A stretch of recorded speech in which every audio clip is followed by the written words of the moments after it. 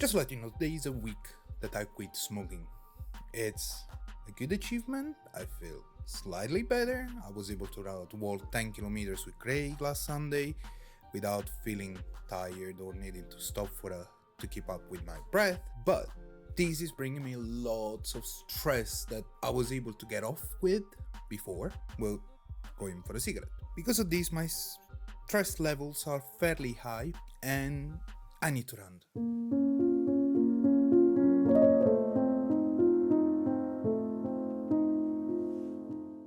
And what I want to say, what do I want to say is really what actually pissed me off the most this morning.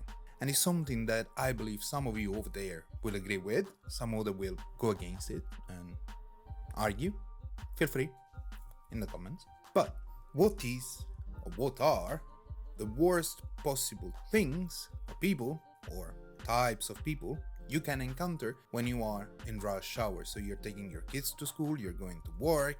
We have two main things, and then there are a few others, little ones. But I'll start with the worst because it's something that I got here. I can't understand. I do not know. I cannot understand it, and I need explanations.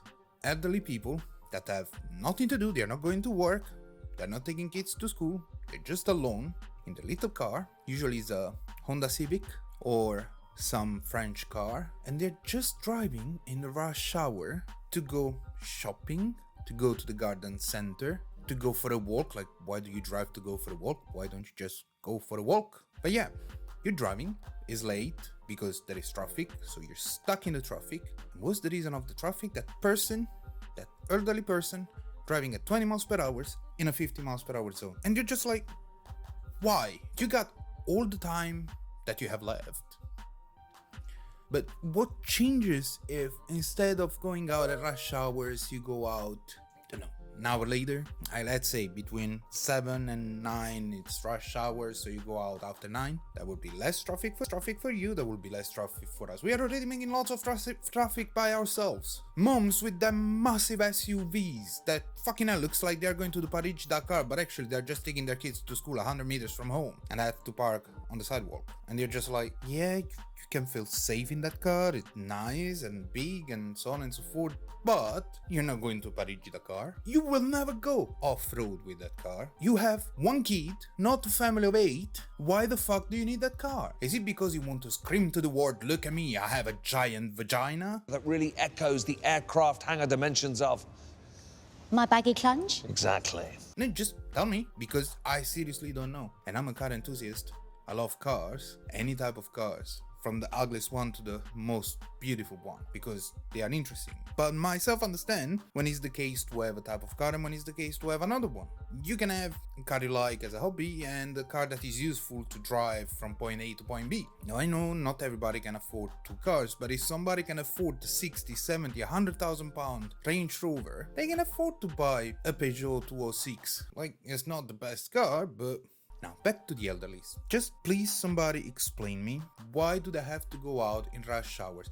Is that like a nostalgic feeling? They went in retirement, they're not working anymore, but they were so used to being in the traffic in the morning that is a thing they have to do anyway every day? No, because otherwise I have no reason, no understanding, absolutely no idea why they're doing that. Seriously, I got no clue.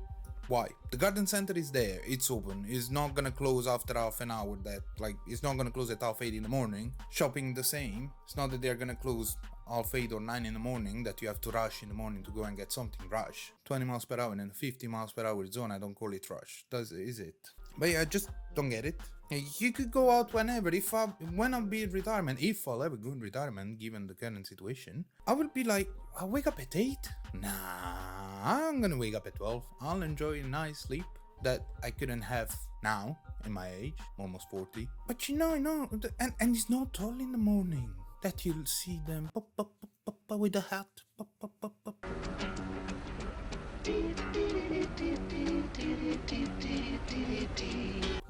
No, it's even when you're going to pick up your kids. Like here, 3 o'clock, 3:30. And you're like, you absolutely know, you are old enough to know. There are people doing stuff at the time that need the road, and they are already creating a lot of traffic. Why do you have to add more stress to the stress that we already have. We have stress. We're stressed. We don't need more. No more stress. That's good. We have enough. More than enough. We can sell stress. I can put a banner outside here. Stress for sale. 50% discount for how much I have. And now I'm gonna have to go and the same on the way back. I'll never forget when I was working for the previous company that was 80 miles away from home. I was lucky because I didn't have specific time to come in or out. I always went around 8:30, 9 off from home, and I always got stuck in traffic until past 9 o'clock. After 9 o'clock, the road started to empty, and the only people you meet on the street after 9 were lorry drivers, delivery vans, some of the people going to work like me, people going for their business. But the number of elderly after 9 is less than a half of the number of elderlies between 7 and 9. Don't know why. Like, seriously? Are you doing it to piss off the world? Is that like you are angry at everybody there and you're just like, they've done it to me when I was young, I'm gonna do it to them now? No, just explain, because I got absolutely no idea. And it's even the same on the way back. And when I was working for this company, I remember that I was going out around, I said, 8:30, 9. After 9, there was no traffic, so I was fairly smooth drive to the office, and I was leaving around 7, half 7. So even coming back was a fairly smooth ride, because it was after everybody went home. It was after dinner time for the elderly. They were already in bed, most probably. So it was fairly fine. But I'll never forget if I had really early meetings that I had to get from home at 6:30, and I was just stuck in traffic, and I started to look at the people in the cars, and I'm just like, okay, businessman, builder, businesswoman, business people, okay. And then you're like, that man, it's blocking the entire traffic just to get into that parking lot because he couldn't turn his car. And then you look around and there is an elderly woman and then an elderly couple. And then you start to be like, why are they out? They're all going to the shop. They're all going to this garden center. They're all doing this stuff. I understand you got priorities. I understand you got your timings. But for fuck's sake, start to think about the environment. Oh yeah. You don't give a fuck. You didn't give a fuck before, you don't give a fuck now. So start to think about... No, don't start to think about. Just don't do it. Just simply think you got the entire day for you, and you got the rest of your life, as much as it left, just for yourself. Shopping is there, the garden center is there. You do not need to be in the rush hour traffic. You do not need to be another reason for stress. I say another, not the main. I said another. Do not need to be the one that causes traffic. Anyway, problem number 2. And I guess you can guess which one is the problem number 2. And those nice people with their lycra clothes, with their 15,000 pound bicycle, cycling from point A to point B, like they're doing the Tour de France, blocking the entire traffic because they have to cycle on the highest gear. That means they are on the lightest possible gear, so they're like hamster on a wheel. Looks like they're cycling God knows how fast, but they're actually going between 5 and 10 miles per hour. And I'm just like, why the fuck you're not using the lowest gear? That's better. It's gonna be a bit harder, but that's cycling. It includes exercise, and you need to exercise if you want to cycle. So that helps build muscles and go faster. It's a bit like, imagine seeing somebody driving in first gear all time, non-stop. It's just but actually they are not doing anything. Or somebody driving an MX-5 as fast as he can, 20 below the speed limit. But why do you already? I have to be behind you until there is a possibility of overtaking, and there is the meter of space between the cyclist and the car when you're overtaking, or meter and a half. Anyway, I usually give them as much space as possible because I don't want to listen to them. But I already have to be behind you, looking at your ass with that lycra, and it's just like, that's not what I want to see in the morning first thing when I'm going somewhere to work or taking the kids to school. It's not a nice view. But then you look and you're like, over there, that is the cycling path. Why can't you use that? That's made for that. We pay the council tax here in the UK. That helps to pay for these things. Actually, recently in my area, they just approved a new cyclist spot for £300,000. £300,000 for a new cyclist spot. £300,000 for a new cyclist spot, okay? That is a ready cyclist spot on a different road. The distance is the same. They just decided to build a new one. You think cyclists are gonna use it? Most probably, and I bet that most probably what's gonna happen is gonna be dog walkers, families with children, teenager on his bicycle. Some young people understand these things, but you will never see another cyclist on that path, and it's gonna be ruined. The council is not gonna take care of it, and there's another £300,000 thrown in the bin. you got all these, and you're just like, it's late, we're going to work, there is traffic, there is the elderly man going at 20 miles per hour in a 50 trying to get into the garden center and he cannot turn his car, so he's blocking the traffic already. There is you cyclist that ask me, driver, to overtake you with at least 1 meter, 1.5 meters of space, but you pass this tiny much from my car, and I can't say shit. No, I'm sorry.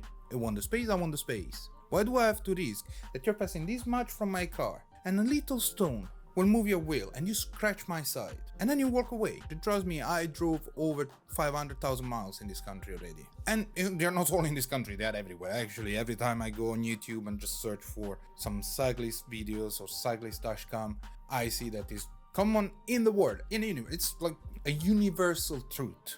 Now, cyclist, I know you're watching, I know you're gonna be angry, I know you're gonna be pissed, I know you're gonna be commenting with God knows what. That's called freedom of speech. Freedom of speech is not freedom from consequences. I can say whatever I want, you can tell me whatever I want. So, fair enough, go on with it. But if you think that there's a conspiracy against you, somebody that just hates you for whatever reason, then tell me why every single country in the world, including Holland and including Sweden or Finland, I can't remember which one was the other country, but there is another country with a lot of bicycles. Countries that have cycling as a mantra, that have cycle lanes everywhere. If you're walking in Amsterdam on a cycle lane, bicycles are coming and they won't give a fuck. They'll hit you, you're gonna get down, and you're gonna be in the wrong. Even in these countries, there are the same, what you define, stereotypes of cyclists. There are the ones blocking the road, there are the ones going on roads that they shouldn't be on, like motorways, for example. There are the ones just zigzagging in the traffic, scratching cars and running away, not giving a shit. There are the ones hitting people because they're just not looking. They cycle with the head down. So you drive on the road or you're walking on the road and all of a sudden you see this lycra covered hamster head down going not looking wherever it's going. And although 5 to 10 miles per hour doesn't seem like a lot, trust me, try to get hit with it, you're gonna get hurt a bit. It's just a tiny bit. You have to look where you're going. You're not in the Tour de France, because if you keep looking down when you're cycling, you're gonna do the Tour de Hospitals, not the Tour de France. Please, please, please, please, please, just be mindful. You're not alone on the road. I'm not alone on the road. We are not alone on the road. We are the problem for the traffic. We are the problem for the stress. We are the reason for our stress. But at the same time, all the other people, all the other thing, the other people going at 20 and 15, going to the garden center when there is rush hour and you're just like, why the fuck you're out now? You can go out in an hour and just, there will be one less car on the road at this time. Moms with their massive SUVs, people on their bicycles, pretending, because it's not asking, it's pretending. I want these. I have the same rights to be on the road as you do. As you have the same rights to be on the road as I do, you have the same rights to respect the road rules. If it's a red light, you stop. You're not, the other fucking cyclist that I hate is the one that goes on the cyclist spot or on the sidewalk, then the traffic light goes green and he goes off the sidewalk to get on the street. Or he's on the street blocking the entire traffic, the traffic light goes red and he gets on the path so he can go over the traffic light. For fuck's sake, no! It's one or the other. You can't do both. You cannot fucking do both. Or you block the traffic and you keep block the traffic and take all the fuck off and God knows what else they're gonna tell you. Or you go on the cyclist path and you just go your way. You just can't do that. It's one or the others. Which one you want? Use the cyclist path. There's a reason for it. If a council is willing to pay £300,000 to build a new one, it's because there is a reason for it. So use it. It's not that difficult, isn't it? 1 week without smoking. Hard sometimes, especially when these things happen on the road and you're just like, oh. Or when you want to have 5 minutes of break from screaming, shouting at loud TVs. And I'm making it, so wish me luck. Anyway, rant over. Yours truly. See you later.